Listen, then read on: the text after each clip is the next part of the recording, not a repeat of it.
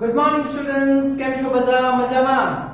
Okay, તો આપણે last video લેક્ચરમાં થોડીક ભૌતિક રાશિઓ અને ઓહમનો નિયમ, અવરોધ, અવરોધકતા, વાહકતા એવું બધું સમજ્યા ને? સમજ પડી? ઓકે, તો આજના ટોપિકમાં આપણી પાસે એક 2 માર્ક્સની થિયરી છે અને એક 2 માર્ક્સનો દાખલો છે. હા ને, એ એકદમ ઈઝી છે. ઓકે, તો સવાલ એવો છે કે આપણે ગઈકાલે જોયેલું કે વાહકનો અવરોધ R એટલે ઓહમના નિયમ પ્રમાણે V બરાબર I, તો R બરાબર V by I જોયેલું આપણે. ઓકે, હા, તો વિદ્યુત સ્થિતિમાન અને વિદ્યુત પ્રવાહનો ગુણોત્તર હંમેશા શું રહે? અચળ. ને આ જે અચળ હતું તે અવરોધ હતો, બરાબર? ઓકે, તો હવે વાત એવી સમજો બરાબર કે હવે વાત એવી કે એમાં આપણે એ પણ જોયેલું કે અવરોધ એ વાહક દ્રવ્યની જાત, પછી વાહકના પરિમાણ અને વાહકના તાપમાન પર આધાર રાખે, બરાબર?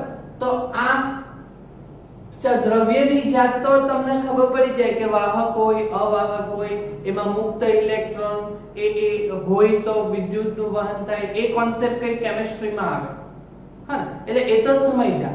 પણ વાહકના પરિમાણ એટલે એની સાઈઝ ઉપર કેવી રીતના આધાર રાખે વાહકનો અવરોધ? હા ને, તો એ કેવી રીતે આધાર રાખે છે તે આપણે સમજાવવાનું છે. હા ને, જો કેટલું મસ્ત ઈઝી છે.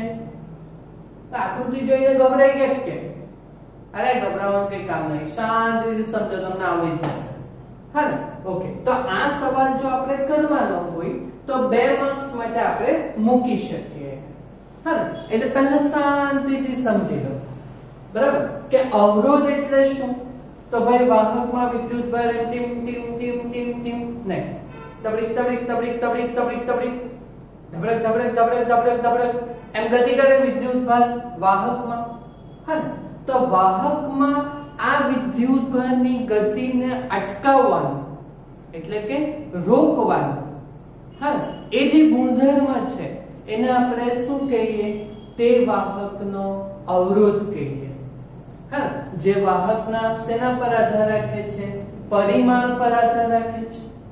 હવે કેવી રીતના આધાર રાખે તે આપણે સમજવાનું છે, બરાબર?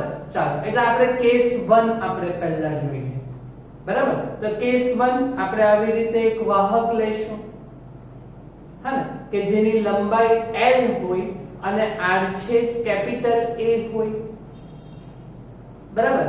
અને એના 2 છેડે આપણે બેટરી લગાવી દઈએ એટલે V જેટલું વિદ્યુત સ્થિતિમાન લગાવી દઈએ તો એમાંથી I જેટલો પ્રવાહ પસાર થાય. જોયું? હા, આ એક સ્ટાર્ટિંગ છે આપણું કે એક વાહક લઈ લેવાનો L લંબાઈનો, બરાબર? અને તેના 2 છેડે આપણે વોલ્ટેજ મૂકી દેવાના. કેપિટલ A આડછેદ વાળો વાહક છે, હા ને, તો આપણે વોલ્ટેજ V જેટલું વિદ્યુત સ્થિતિમાન લગાવીએ તો તેમાંથી કેપિટલ I જેટલો વિદ્યુત પ્રવાહ પસાર થશે. હા, એટલે આકૃતિમાં L લંબાઈ અને કેપિટલ A આડછેદ વાળા વાહકના 2 છેડે કેપિટલ V વિદ્યુત સ્થિતિમાન લગાડતા I પ્રવાહ પસાર થાય. તો આ વાહકનો અવરોધ R બરાબર કેટલો થશે? V by I. ઓહમના નિયમ જ છે. બોલો, સમજ પડી તમને આઈડિયા આ વસ્તુ? હા ને, ચાલો હવે આપણે શું કરી દેશું? હા ને, તો હવે આપણે શું કરશું? L લંબાઈના 2 વાહકોને એકબીજાની બાજુમાં મૂકશું. તો આ એક વાહક છે કે જે L લંબાઈ અને A આડછેદ વાળો છે, બરાબર? તેના 2 છેડે V જેટલું વિદ્યુત સ્થિતિમાન છે. હવે બીજો એક વાહક લેશું કે જેના પર 2 છેડે વિદ્યુત સ્થિતિમાન કેટલું છે? V, બરાબર? હવે એને આવી રીતે મૂકી દેશું, બરાબર? અને આ 2 ના મુક્ત છેડે આપણે વિદ્યુત સ્થિતિમાન લગાવી દેશું. ખ્યાલ આવ્યો તમને? હા ને એટલે આ આકૃતિ ખબર પડી બાજુ બાજુમાં બે LL લંબાઈના અને કેપિટલ AR છેદવાળા વાહક લઈ લીધા આપણે બરાબર જોયું કે કેપિટલ AR છેદ કેપિટલ AR છેદ વાળા બે આપણે બાજુ બાજુમાં બે વાહકોને આપણે મૂકી દીધા છે ને ઓકે ચાલો તો હવે શું થશે તો સમજો તો વિદ્યુત સ્થિતિમાન જોઈ લો તો વાહકના બે છેડે વિદ્યુત સ્થિતિમાન કેટલું થશે તો આના બે છેડે વિદ્યુત સ્થિતિમાન કેટલું હતું V આના બે છેડે વિદ્યુત સ્થિતિમાન કેટલું છે V તો બોલો ટોટલ વિદ્યુત સ્થિતિમાન કેટલું થવાનું V પ્લસ V એટલે વિદ્યુત સ્થિતિમાન 2V થશે હા ને અને પ્રવાહ તો એક બાજુમાં જ છે ને તો આમાંથી જેટલો પ્રવાહ પસાર થાય તો એટલો જ પ્રવાહ આમાંથી પસાર થવાનો હા ને એટલે વિદ્યુત સ્થિતિમાન બમણું થઈ જશે પણ પ્રવાહ તો એટલો જ રહેશે બોલો ખબર પડી તો આ સંયોજનનો અવરોધ કેટલો થશે તો અવરોધ એટલે વિદ્યુત સ્થિતિમાનના છેદમાં પ્રવાહ V/R હા ને તો અહીંયા વિદ્યુત સ્થિતિમાન V + V એટલે 2V થશે અને છેદમાં પ્રવાહ તો I જ રહેવાનો બરાબર પણ V/I એટલે અવરોધ કે નહીં આપણે એક R છેદનો હા ને તો આ R' બરાબર 2V/I થયું પણ V/I એટલે અવરોધ એટલે 2R થયું બોલો સમજ પડી હા ને તો જો અહીંયા વાહકનું પરિમાણ આપણે એક L લંબાઈ હતી તો અહીંયા L લંબાઈ બીજી રાખી એટલે ડબલ કરી નાખેલી છે આપણે લંબાઈ એટલે લંબાઈ બમણી કર્યો તો અવરોધ પણ શું થઈ ગયો બમણો થઈ ગયો વાહકની લંબાઈ બમણી કરી તો વાહકનો અવરોધ પણ શું થઈ ગયો બમણો થઈ ગયો એટલે અવરોધ અને લંબાઈ એ બંને એકબીજાના શું હોય છે સમપ્રમાણમાં હોય એટલે R ચલે છે L આને આપણે ડબ્બુ બનાવવાનું અને આને આપણે આપ્યું સમીકરણ નંબર 1 આ ગઈકાલે આપણે કરેલું જ હતું પણ ત્યાં ડાયરેક્ટ લખેલું તો આજે સમજૂતી આવી જોયું ખબર તો આપણે બે ડબ્બા લાવવાના છે એક તો R ચલે છે L અને બીજું R ચલે છે 1/L તો R ચલે છે L તો એ આવી રીતે લાગ્યું જોયું કે આ વસ્તુ કે અવરોધ અહીંયા જોઈ લો તમે શું કર્યું લંબાઈ બમણી કરી તો અવરોધ પણ શું થઈ ગયો બમણો એટલે અવરોધ અને લંબાઈ એકબીજાના સમપ્રમાણમાં હોય એટલે R ચલે છે L ક્લિયર ઓકે ચાલો હવે આપણે વધીએ ત્રીજું હા હવે આપણે કેવી રીતે કરશું કે એક જ આડછેદવાળો આ જે તમારું છે એમાં લંબાઈ એટલી જ રાખીએ બરાબર પણ હવે આપણે આ લંબાઈ જે છે મારી તો એમ આડેથી આપણે સ્લાઈસ પાડી દઈએ જે રીતે આપણે ભીંડું કાપીએ ભીંડું આવી રીતે તો આ લંબાઈને સમાંતર તમે જો બે ભાગ કરો હે ને તો આ લંબાઈને સમાંતર બે ભાગ કરો તો આ આડછેદ જે છે કેપિટલ A એ અડધો થઈ જાય એમ કાપી કરું તો અરે ભીંડું જોયેલું કે નહીં ભરેલી ભીંડી ખાય તો વચ્ચે કાપી દીધું આ તેની વાત કરતો છું હા તો અહીંયા આવી રીતે હું જો આપણે કાપી નાખીએ વચ્ચે તો આડછેદ અડધો થઈ જવાનો હા ને પણ લંબાઈ તો એટલી જ રહેવાની કે નહીં હા જો આ આકૃતિ તમને ખબર પડે લંબાઈ એટલી જ રાખી પણ વચ્ચેથી એમ કાપી કર્યું લંબાઈને સમાંતર હા ને તો આડછેદ અડધો થઈ ગયો હા ને પણ બે છેડા ઉપર વિદ્યુત સ્થિતિમાન તો બરાબર જ રહેવાનું V જ હા ને પણ બે ભાગ પડી ગયા તો જે પેલો પ્રવાહ આવતો હશે તે થોડો ઉપરનામાંથી જશે અને બાકીનો નીચેનામાંથી જશે એટલે પ્રવાહનું વિભાજન થશે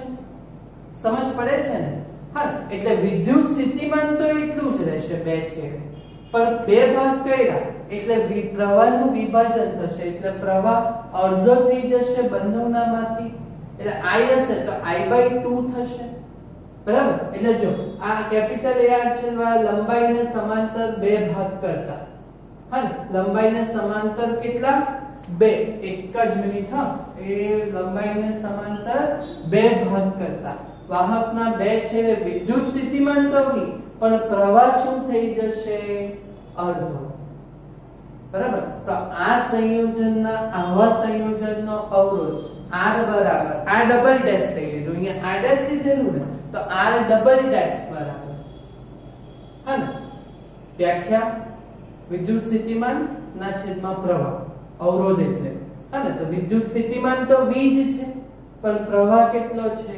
I/2. તો બોલો છેદનો છેદ 2 ઉપર આવે તો 2v/i થશે, તો v/i એટલે અવરોધ કે, હા, તો આ 2r, હા ને, એટલે આમાં જો આમાં તમે વાહકનો આડછેદ અડધો કર્યો તો પણ અવરોધ તો શું થયો, બમણો જ થયો, હે ને, તો આડછેદ અડધો કર્યો તો અવરોધ શું થયો, બમણો, આડછેદ અડધો તો અવરોધ બમણો, બોલો ઉલટું છે કે નહીં, એટલે વાહકનો અવરોધ r અને આડછેદ એ એકબીજાના શું હોય છે, વ્યસ્ત પ્રમાણમાં હોય છે. ક્લિયર, સમજ પડી? ઓકે, તો આ સમીકરણ નંબર 1 અને સમીકરણ નંબર 2, આ સમીકરણ નંબર 2 લાસ્ટ લેક્ચરમાં ડાયરેક્ટ લખેલું હતું ને, હા, તો હવે આ બે 1 અને 2 ને યુઝ કરો, તો સમીકરણ 1 અને 2 પરથી r ચલે છે l ના છેદમાં a, હા ને, અને વચ્ચેથી ચલે છે કરીએ, હા ને, તો r ચલે છે વચ્ચેથી કરીએ તો આવશે આ અવરોધ છે, તો એના માટેનો અવરોધકતાનો અચળાંક, એટલે આપણે કહેશું અવરોધનો અચળાંક, એટલે એને શું કહેશું, ρ, એટલે r બરાબર ρ l ના છેદમાં a, જ્યાં ρ ને આપણે શું કહેશું, અવરોધકતા. બોલો સમજ પડી? ક્લિયર? આ 2 માર્ક્સની થિયરી છે, એકદમ ઈઝી છે. ક્લિયર? ક્લિયર?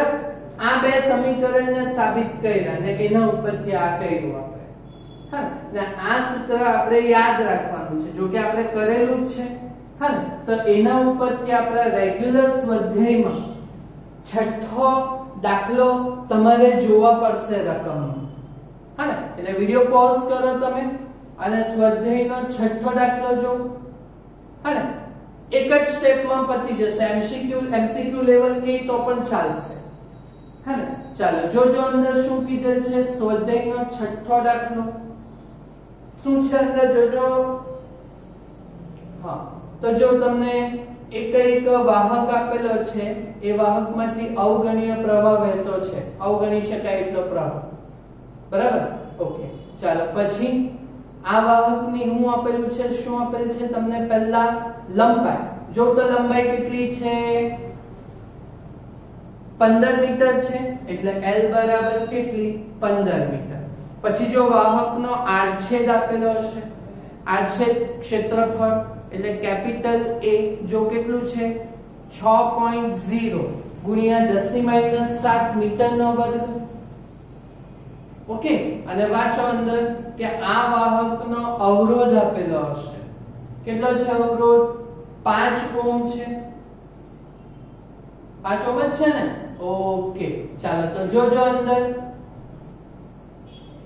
જોજો અંદર, તો શું શોધવાનું કીધું, તાપમાન પર એટલું જો આધાર ન રાખતું હોય તો શું શોધવાનું કીધેલ છે, અંડરલાઈન કરો ક્વેશ્ચન, અવરોધકતા શોધવાની છે આ વાહકની, તો અવરોધકતા એટલે ρ બરાબર ક્વેશ્ચન માર્ક.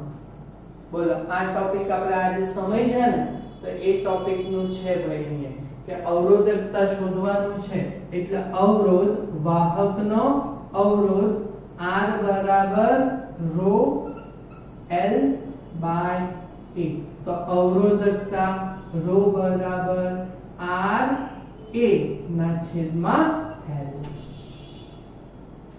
બરાબર? ક્લિયર? ચાલો હવે વેલ્યુ મૂકી દો આપણી, આમાં તો r a અને l આપેલા જ છે ને આપણને, તો બસ વેલ્યુ જ મૂકવાની છે. તો માટે ρ બરાબર અવરોધ કેટલો છે, 5 ઓહ્મ, બરાબર, ઇન્ટુ ક્ષેત્રફળ કેટલું છે, તો 6 ગુણ્યા 10⁻⁷ મીટર સ્ક્વેર, અને લંબાઈ કેટલી છે, 15 મીટર. ઓકે, ચાલો તો આવી ગયો જવાબ, તો ρ બરાબર, અચ્છા 6 × 5 30, 30 ભાગ્યા 15 2 એટલે 2, અને ગુણ્યા ને ઘાત એટલી જ રાખવાની, ઓકે, અને ગઈકાલે બસ જો આટલું કરી દો, પણ તમે અવરોધકતાનો એકમ નહીં લખો તો અડધો માર્ક કપાઈ જશે. ઓકે, ચાલો તો એકમ આપણે ગઈકાલે સમજેલા છે ને આ સૂત્ર પરથી, ઓમ ઇન્ટુ મીટર સ્ક્વેર ના છેદમાં મીટર, એટલે ઓમ ઇન્ટુ 1 મીટર કેન્સલ થઈ જશે, એટલે ઓમ ઇન્ટુ મીટર. બોલો સમજ પડી? ઈઝી છે ને દાખલો? આવડશે તમને? ઓકે ઓકે, તો આ એક નાની 2 માર્કના થિયરીનો કોન્સેપ્ટ એકદમ ઈઝી, અને પેલો દાખલો. હા ને, થશે ને જાતે? Okay, thank you.